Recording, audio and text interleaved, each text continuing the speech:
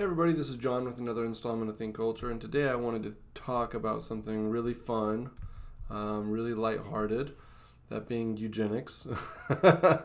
It's been a topic of some conversation, like online and stuff recently, and so I thought it would be interesting to talk about it a little bit. I think people haven't really thought very much about it, don't understand it very much, don't understand the history of it very well, and it's probably something important to understand, particularly given things like the genetic technologies we have now.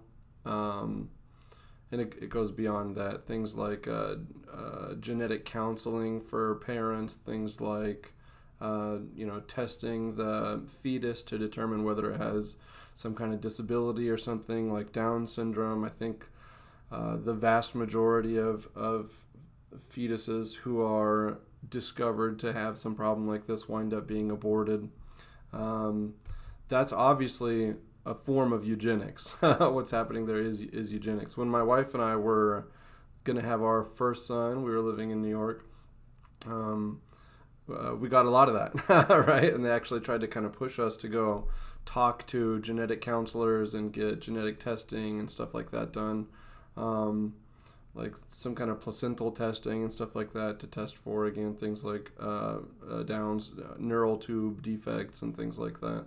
Again, the idea behind that is obviously if you find out that there's a problem, maybe you don't want to continue with the pregnancy. That is a form of eugenics. I'll talk about that sort of thing more in a second, but I figured to start with, I would just say generally, what is eugenics, right? And it means something like good birth. This is also interesting within the context of Peter Sloterdijk, by the way. I don't think I have a video on it, but I've discussed a little bit previously his essay, Rules for the Human Zoo. And part of why that was controversial is because he talks about things like eugenics in it. Nietzsche obviously talks about eugenics. He's heavily influenced by Nietzsche. And so basically, like, one of the ways that you might characterize the way things have been going in sort of this like Nietzschean perspective is that there's been a kind of meaningless biological drift, right?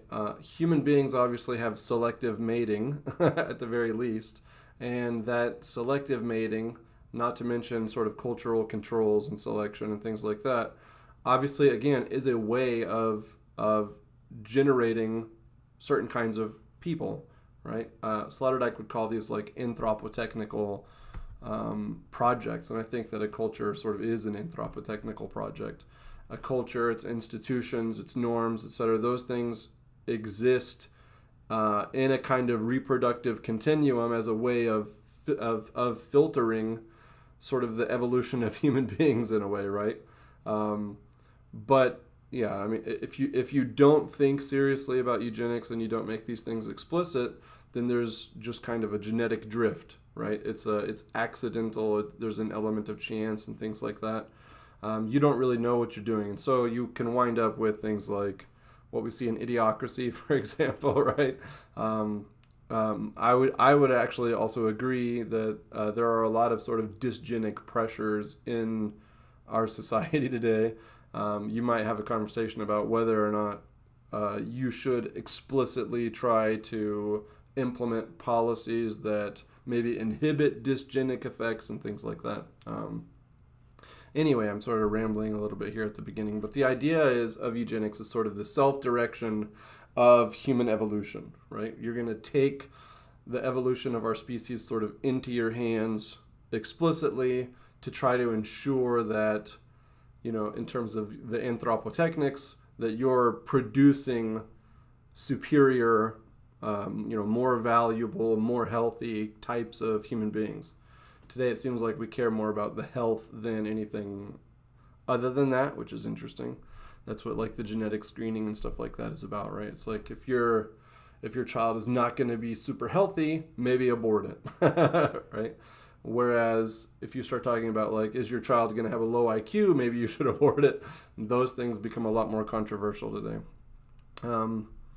And I mean, talking about it in general is controversial, even though there are a whole bunch of ways in which we're practicing something like eugenics today, sort of underneath the surface or in a covert way, even in terms of, things like medical technologies. But anyway, one of the things I think that's weird about this conversation and is a problem is that most people associate eugenics obviously with the Nazis, and so in some sense like with the right or with conservatives or whatever. Actually, eugenics, which had its sort of heyday in the early 20th century, was associated with progressivism, and it's sort of a product of progressivism. Progressives were all about trying to address social problems and improve the human race using science, education, and social engineering in order to achieve a kind of better society, an ideal society or something like that. That's what progressivism was about. And so eugenics tended to be something that progressives were interested in and pushed. If you look at something like a reactionary institution like the Catholic Church, for example, they were opposed to it.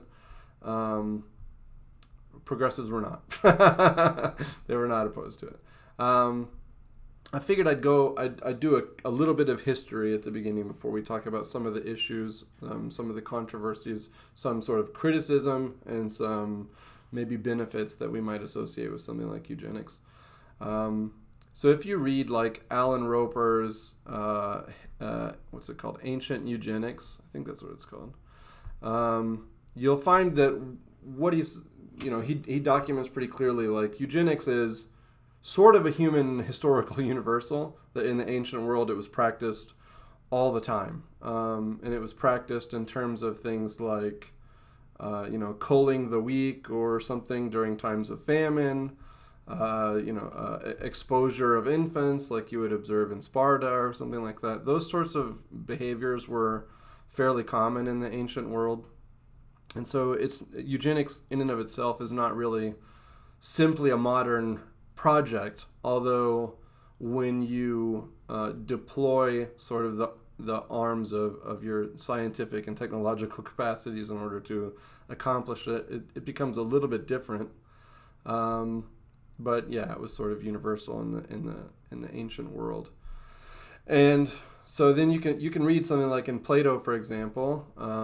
It's also common in philosophy, is what I'm trying to say, with the Plato example, and in Aristotle. So Plato, for example, famously in the Republic, he talks about different metals that people are born with.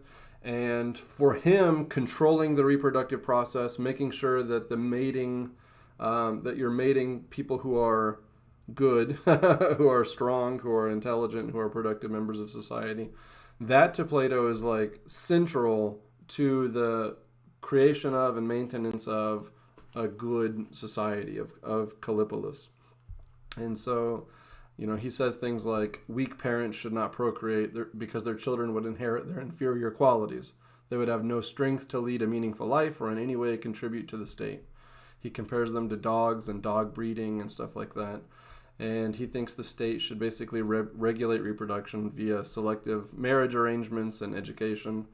And he thinks that you have to be lied to about that. But basically what the state is trying to do in Plato's Republic is it'll take, for example, if you're thinking of soldiers, they find the soldiers who are the best, who get the most kills or whatever, and for showing courage and merit in battle, they get matched up with people to mate with, more frequently.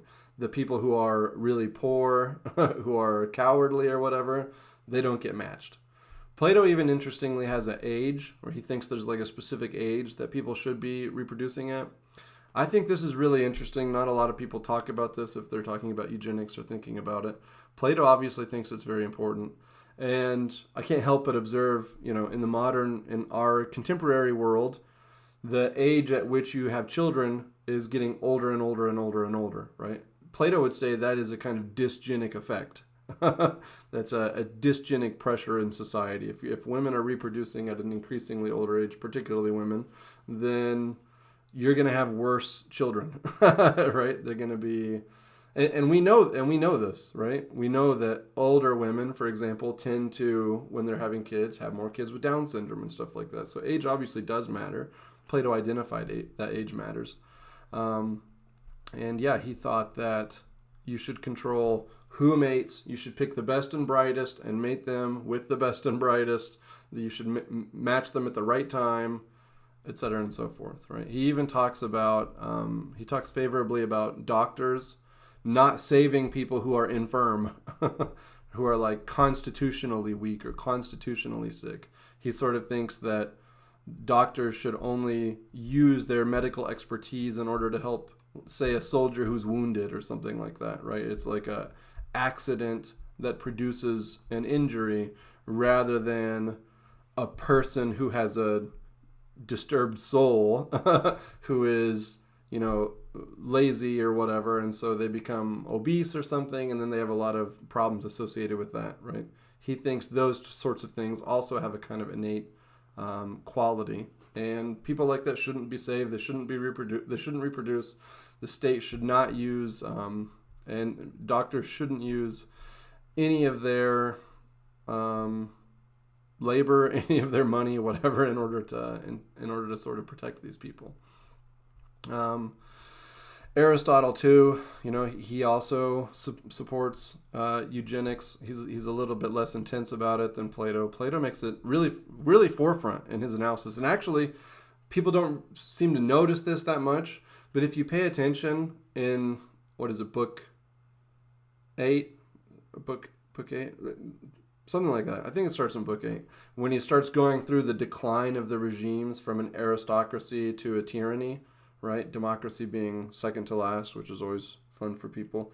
But in terms of the first step, in terms of the degeneration from an aristocracy, which is the best form of regime, ruled by the best, obviously, Aristo. In terms of the degeneration from the aristocracy to an oligarchy, is that what comes next? No, timocracy. In terms of the degeneration from aristocracy to timocracy, he thinks the first step along the road of that degeneration is actually this genetic issue. That the problem that they have is that they screw up with the mating. And so because they screw up with the mating, they wind up producing, less gold and silver souls. They get mixed souls, people whose souls are mixed, silver and bronze or gold and bronze or whatever. And then because of that, they wind up placing those people in the wrong place in society. So you have a silver person who's put in the role of a guardian or whatever.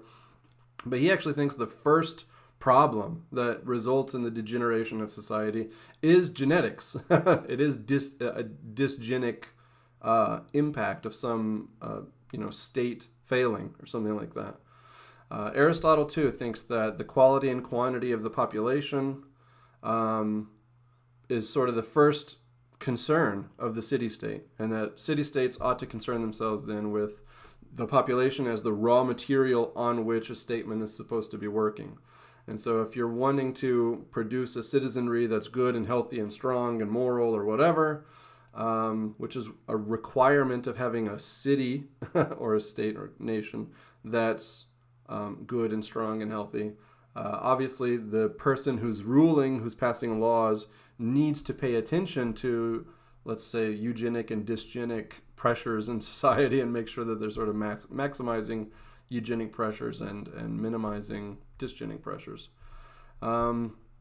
You can see this even up into the Renaissance, for example. Like there's lots of people who say this, like Campanella is another person who really seems to support eugenics as a kind of theorist. Then in the modern world, you get Nietzsche.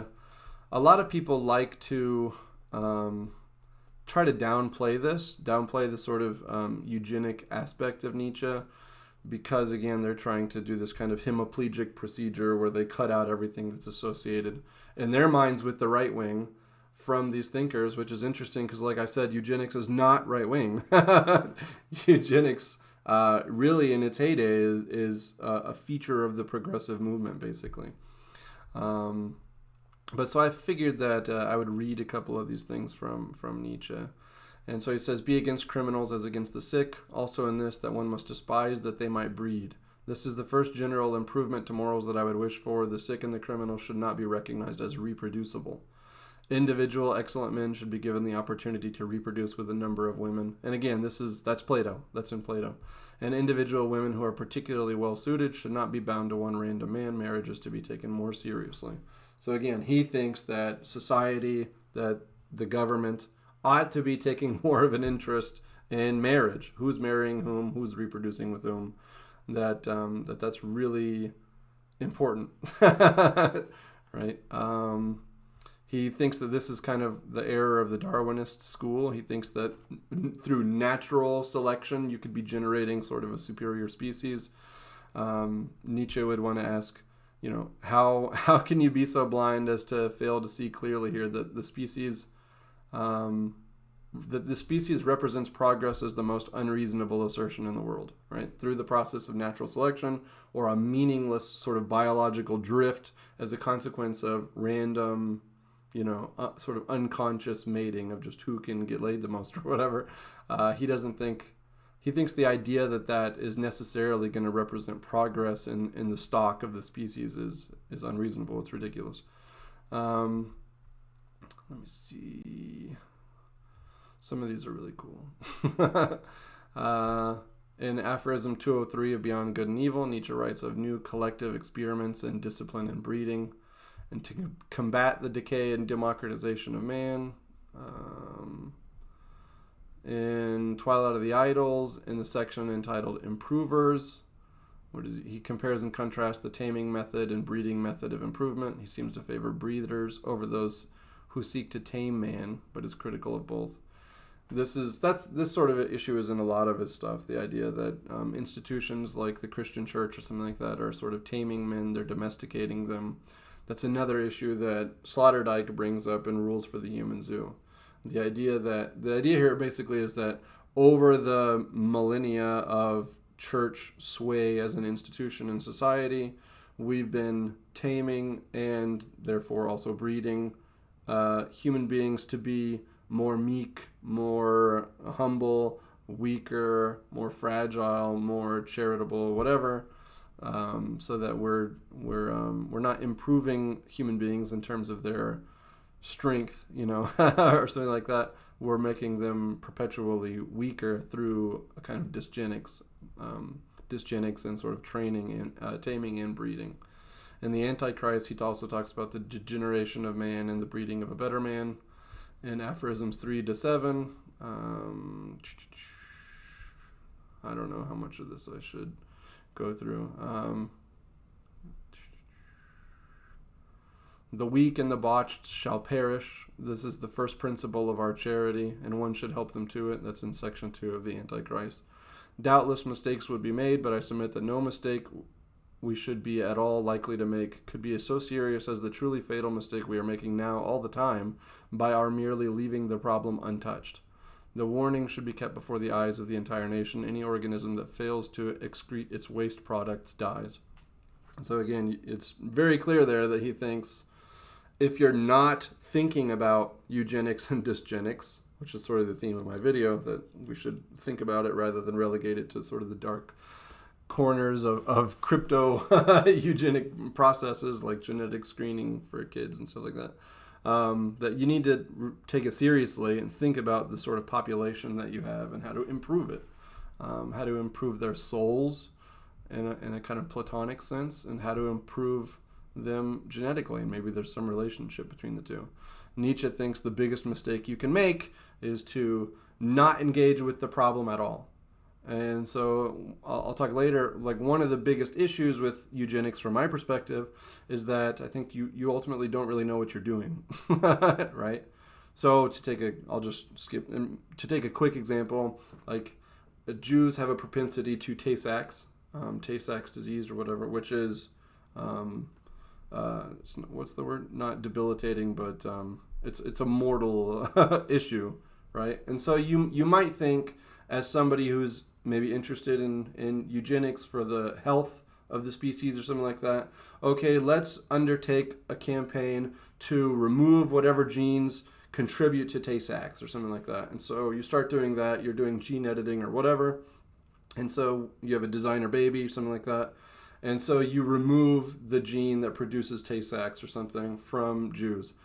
My thought is, it might very well turn out to be the case that the same gene is responsible for the higher average IQ or something like that. To me, the fact of the matter is that there isn't a one-to-one relationship between these things, obviously, and I think that we don't really ultimately know what we're doing. We don't ultimately know what's useful. You could think about that with sickle cell anemia, right? If before we realized that it was protective against malaria or whatever, you might be like, okay, this is a problem. It makes people have, these specific health issues or whatever. Let's just get rid of it. And then maybe you get rid of it, and then maybe you have some kind of global pandemic of terrible mosquitoes causing malaria or something like that, and you just wipe out human beings, right? It would be better if we still had the people who had sickle cell anemia. So to me, that's a big issue here. And Nietzsche brings that up. He thinks, there's, mistakes will doubtless be made. Right? He doesn't think they're as grave as I think, but I think the fact that we can make mistake is pretty serious and should inform our thinking about eugenics, I think. He says even things like there are cases in which a child would be a crime. In the case of chronic invalids and neurasthenics of the third degree, what should one do in such cases? Society has a duty here. Few more pressing and fundamental demands can be made upon it. Society is the trustee of life, is responsible for every botched life before it comes into existence, and as it has come to atone for such lives, it ought consequently to make it impossible for them to ever see the light of day. Obviously, again, he's saying this is very important. I like the phraseology of like there are cases in which a child would be a crime.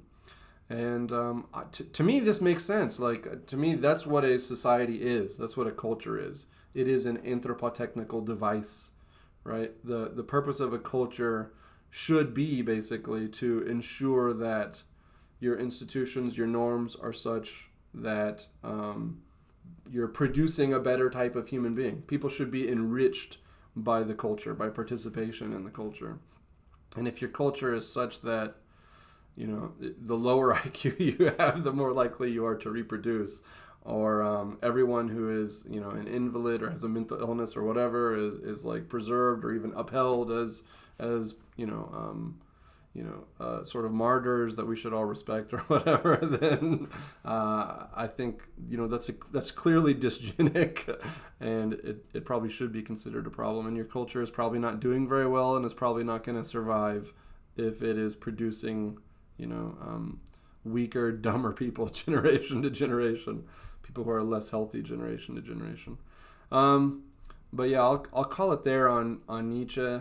Obviously, Francis Galton, he's the first person that I think coins the term eugenics. He's a scientist. He's related to Charles Darwin. I think he was his cousin.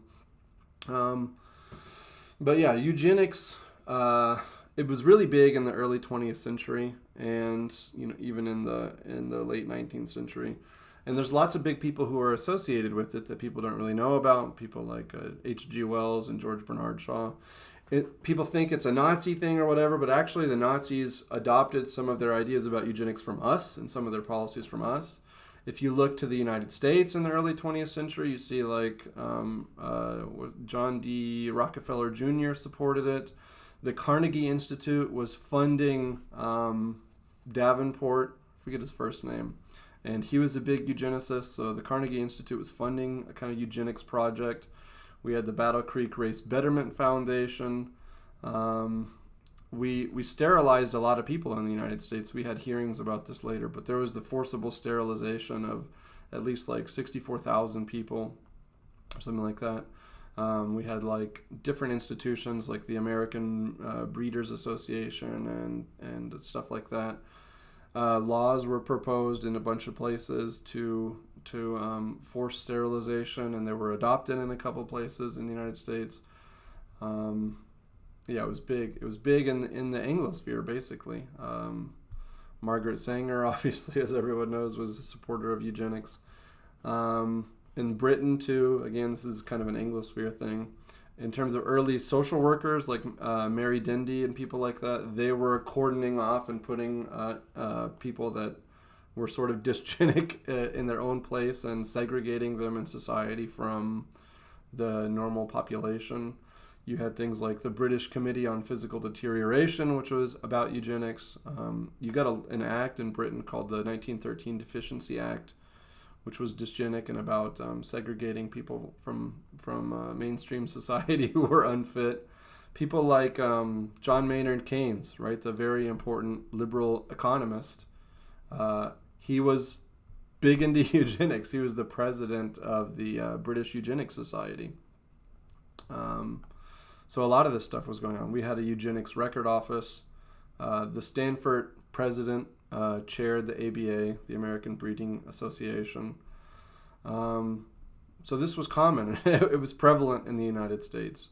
And actually, in the wake of World War II and the Nuremberg trials, it sort of lost its... people who were eugenicists lost their joy de vivre. They had to go crypto. And so, actually, yes, it is true that... and you know, they talked about this, that they started supporting stuff like Planned Parenthood and things like that as a way of, in a kind of crypto fashion, engaging in a continuation of their eugenics program. What else did I want to say about that? But yeah, later we had some hearings about this and stuff, and it seems like it's mostly been covered up. It used to be in textbooks, like obviously we should be practicing eugenics. Why would you not care about improving life and improving society for American citizens? Obviously, if you engage in eugenics to make people, you know, fitter, healthier, smarter, if you could possibly do it to make us like more moral or something like that, why would you not? Why would you not intervene in this way? And there were and continue to be people who differentiate between different kinds of eugenics, negative and positive eugenics, i.e., are you going to try to encourage and promote eugenic marriages and reproductive arrangements? Or are you going to try to discourage or even prevent dysgenic ones, right? So that's an important distinction to be made here. There's like coercive and non-coercive forms of eugenics. The stuff I was talking about, obviously, with stuff like the genetic counseling and stuff like that, that's obviously a non-coercive aspect of eugenics, theoretically. Stuff like the sterilization programs, those were obviously a coercive form of eugenics. And actually, if you talk to people from other countries, they often know more about this stuff in terms of the government implementation of these things. My wife is Indian and in public health, and she talks a lot about how public health was totally discredited in India because of a kind of lengthy sterilization campaign that they had going. I mean, today we even say stuff like alcoholism is genetic, right? So, and we've mapped the genome, right? We had the Human Genome Project. We have the possibility of genome editing. We have genetic screening. We have all this kind of stuff that you might be tempted to say, okay, if we could, through genetic manipulation, end alcoholism because it has a genetic component, then why would that not be good, right? But yeah, I think that in the contemporary world, actually, eugenics is very common. I mean, even if you think about it at a broad level of like social selective mating, right? Rich people, like, they send their kids to Harvard and Yale and Stanford and things like that. They don't do it because they think they're going to get a good education. They actually don't do it, I think, so much even because they think that it's going to ensure they get a good job or something like that. They do it because they're sending their stock off to some mating factory to be paired with someone of similar stock, right? I think that's basically what it amounts to. If you send your kid to Harvard and they find their wife or husband there or whatever, then they're marrying a Harvard caliber person, of Harvard caliber stock. These are smart people. They're going to do well, blah, blah, blah, blah, blah, right? I think that's basically what people do. It's not just there, right? I mean, everyone as a parent, like, obviously you're going to be interested in who your child reproduces with and stuff like that. So at the sort of personal level, parents are sort of involved. They used to be much more involved. They're more hands-off now, which again might be dysgenic. But they used to be more involved in trying to pick mates for their kids and things like that. But even aside from like personal preference of parents, it just happens in terms of social stratification. If you, and it's maybe creating a kind of genetic divide in the population. I think, what was his name? Charles something in the bell curve. Charles Murray. I think he talks about that sort of thing. Like if you grow up, like for example, me, I grew up in the middle of nowhere, very far away from any university or anything like that. And so, in all likelihood, if I got with, married, mated with someone from around here, they would be uneducated, et cetera, et cetera.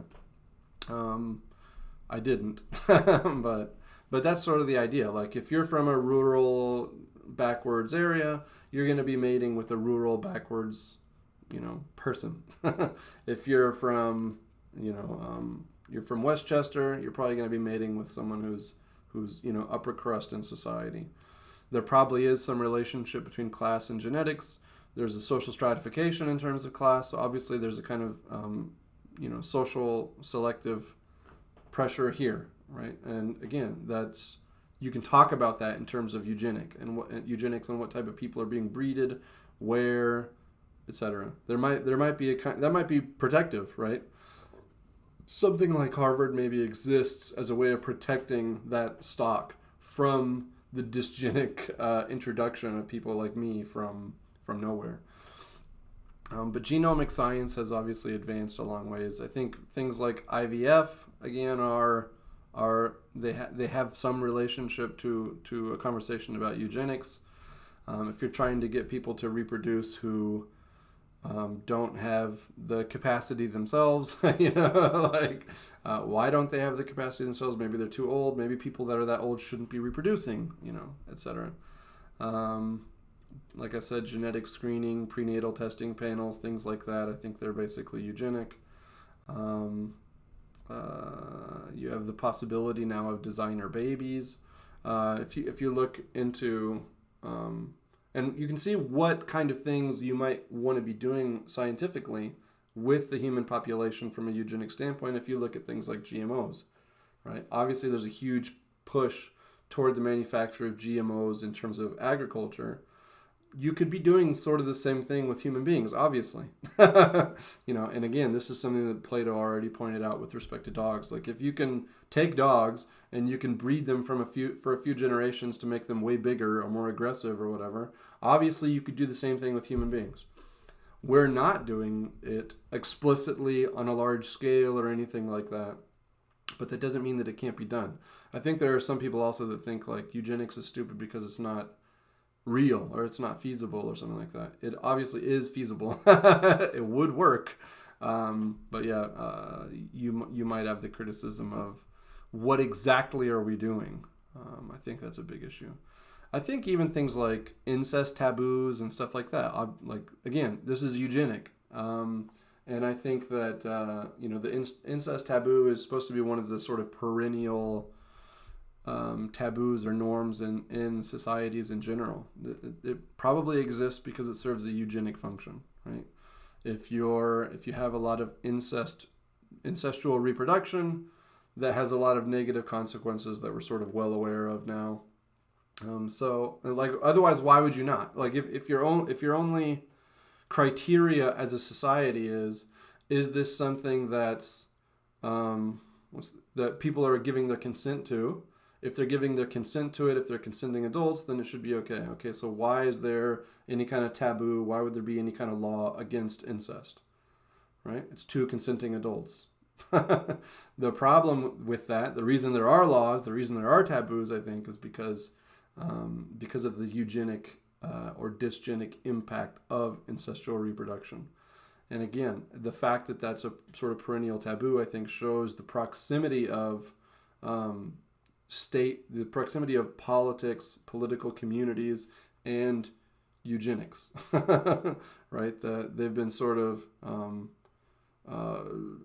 primarily concerned with eugenics as a primary feature of the political community for as long as political communities have existed. People could say, they do say, we could prevent tons of diseases. There are lots of preventable diseases. There are lots of diseases that we could eliminate entirely if we were engaged very heavily in genetic editing and things like that. You could also say, from the perspective that I share, which is that we're going in sort of a dysgenic direction. In support of eugenics, you might say, like, we could reverse that, right? We could reverse the dysgenic path that we're going down. And for example, if we're going down this dysgenic path and China is explicitly engaged in eugenics to increase IQ or something like that, then you're also running toward not just a kind of domestic political catastrophe, but an international political catastrophe where I think, what's his name?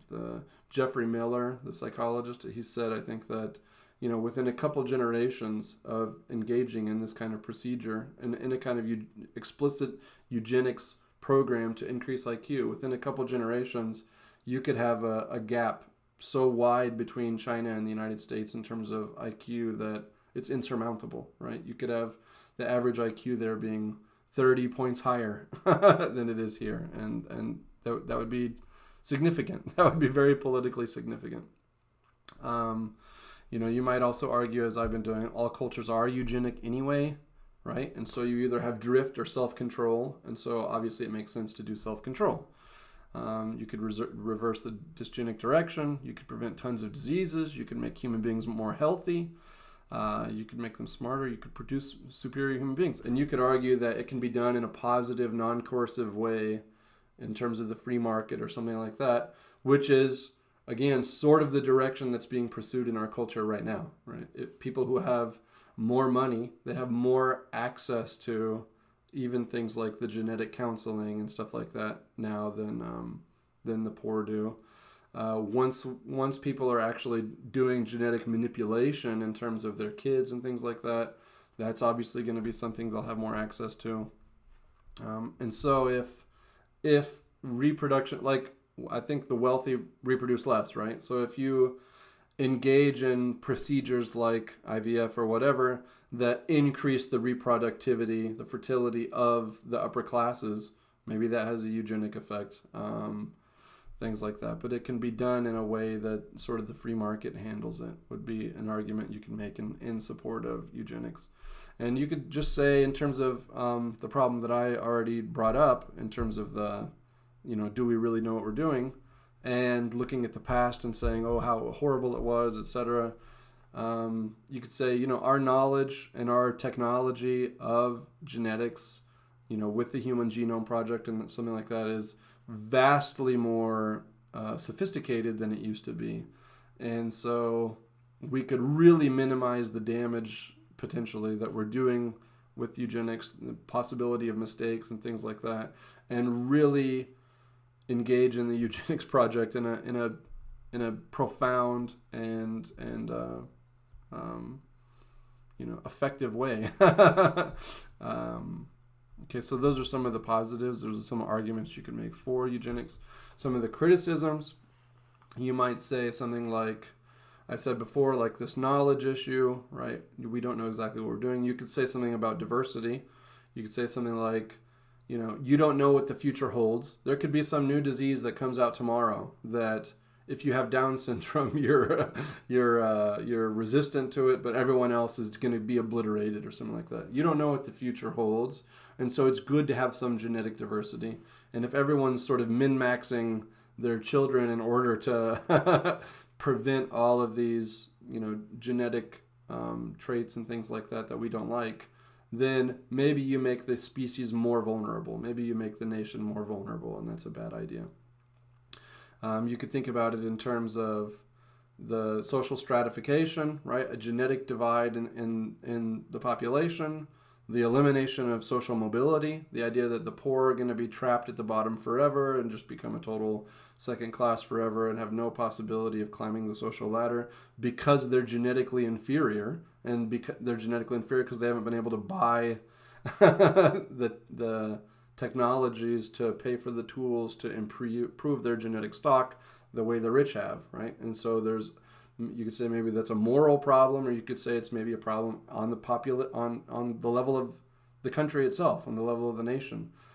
Plato makes arguments like faction is the worst thing for a nation.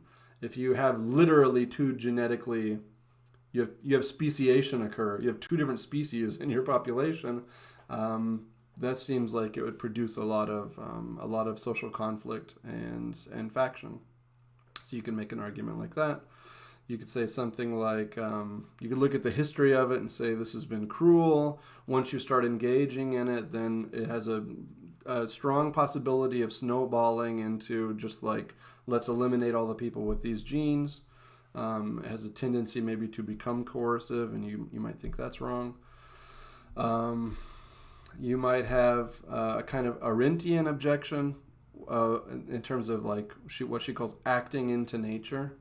And say that that's a problem, and like interfering in the natural order itself is something that, again, is sort of uncontrollable and potentially catastrophic in ways that are traditionally impossible in terms of politics, right? Or you could even try to criticize it in terms of thinking about the biosecurity state and the idea that, people are already starting to do this. Everyone's uploading their genetic information to Ancestry.com and 23andMe and stuff like that. They're selling off that information, etc., right? And so we're moving into a world in which the controlling apparatus of the state can extend into your genes, can extend deep into your body, right? They know everything about you down to the level of your genes. They could decide at a moment's notice, people with this gene, this should happen, whatever. The ability of the state to control people when they have this level of information and this level of power, and are given the green light in terms of a eugenic project that has the potential to be really catastrophic and totalitarian. So you could go the biosecurity direction. I think in general, this is a complex issue. I think people should really talk about it. People are afraid to talk about it today. Again, partially because of, to a large degree, because of its association with the Nazis and World War II and blah, blah, blah, right? And I think that's an absurdity. That's like one particular eugenic project at one particular point in time from one particular people or whatever. And it's not even... you could like talk about the fact that they took a lot of these eugenic ideas from the United States, from the Anglosphere. We were practicing the same sort of stuff. It's been practiced to some degree everywhere. We have more technology, more information about it today. But yeah, that's to say eugenics is all about Nazi whatever, Nazi genocide or something like that is ridiculous. Eugenics doesn't even really have to be racial eugenics or anything like that. And again, we're practicing it in some form now. But I think what you're doing about it politically, the state's relationship to the genetic stock of its population, is important. Maybe preventing things like dysgenic effect is important. Again, just consider the China situation. If we're on a dysgenic path and they're on a path to dramatically increasing their IQ in a few generations, we're screwed. So obviously this is an issue that should be raised maybe to the forefront of public consciousness in terms of our political conversations. I think it's a big issue. I think it's something that people should talk about and not be afraid to talk about. It's ultimately a philosophical question. Like what is the ideal type of human being? What is the ideal life? What is the most valuable thing? Is health the most valuable thing? Like I say, cultures, historically, I think they've always been sort of anthropotechnical projects. And so they have a conception of what the ideal person is, and they undertake the creation of institutions and norms in order to try to manufacture that type of person. So if you're in your society, Achilles is kind of the human ideal, right? You develop institutions, a military practices, things like that. You could think about Sparta in terms of this, in order to try to facilitate the production of people who are as much like Achilles as possible. So if your society is going to explicitly engage in a eugenic project, you have to answer the philosophical questions too. What is an ideal type of human being? Is an ideal type of human being, very analytical or something? Is an ideal type of human being physically fit? Are they courageous? Et cetera, et cetera. those are the sorts of things that you want to think about. And maybe you want a diversity of different genetic populations to some degree within your culture. Maybe you want, like Plato says, some people who are sort of avaricious and appetitive, and you want them engaged in business, right? You want them engaged in the economic process because they're going to drive for more and more and more and more. You want people who are courageous and strong, etc. You want them to be your warriors, etc. But these are the sorts of things that we should think about, I think. I would ask the question, do we at least have an obligation to stop dysgenic pressures? At least at the cultural level, right? I think that cultures are sort of eugenic projects. And so to me, the question of whether we should be engaged in thinking seriously about eugenics, I tend to think that we could solve sort of these problems culturally if we were a serious people, but I guess we're not really a serious people anymore. Let me see. So you could ask the question, is the transformation of the culture sufficient to accomplish a cessation of dysgenic pressures? Is it sufficient to accomplish, the promotion of eugenic reproductive patterns? I don't know. I don't know where I come down on all this, really. But I thought that I would try to present sort of some of the information and some of the questions to you, because I think that it's an interesting and important question. You could ask, does the global competition demand that we participate? Like you might say, aside from all these other questions, the fact that we're going to get blown away by other societies, other countries who are doing this, just means we have to do it. You might think something like that. Again, to counter that, you might say something like, look, we stand at the threshold of the apocalypse. Doing this, we could annihilate human beings in essence, right? Everything that makes us a human being, we stand at the doorway of abolishing eternally, right? So this is a serious problem. But you also have the same problem if you're doing those things in terms of just meaningless drift, or if you're doing those things in terms of these sort of feel-good liberal medical technologies that we have now, or if you're doing these things in terms of crypto eugenic platforms like Planned Parenthood or something like that. You might ask the question: are we prepared to lose something essential to our humanity in order to not be dismantled by China or something like that? There's a lot of questions here, a lot of important questions. But I thought I would just chat about it a little bit with you here, give you some food for thought. Remember, don't simply react, but think culture.